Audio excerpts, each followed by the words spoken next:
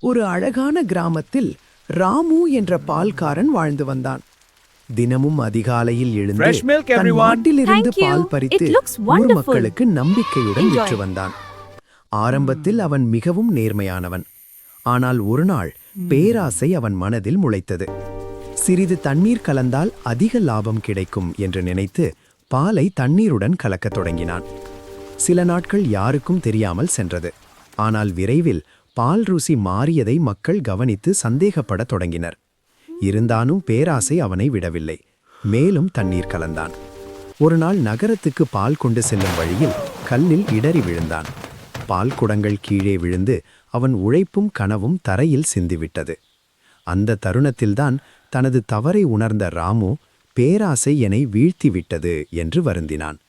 அதன் பிறகு அவன் ஒருபோதும் ஏமாற்றம் செய்யவில்லை. மீண்டும் நேர்மையாக உழைத்து மக்களின் நம்பிக்கையையும் மரியாதையையும் பெற்றான்.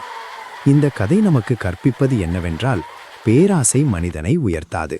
நேர்மையும் உழைப்பும் தான் உண்மையான செல்வம்.